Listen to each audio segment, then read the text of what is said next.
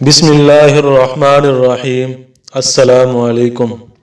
سخت سردی کے موسم میں وضو، گناہوں کی معافی اور درجات کی بلندی۔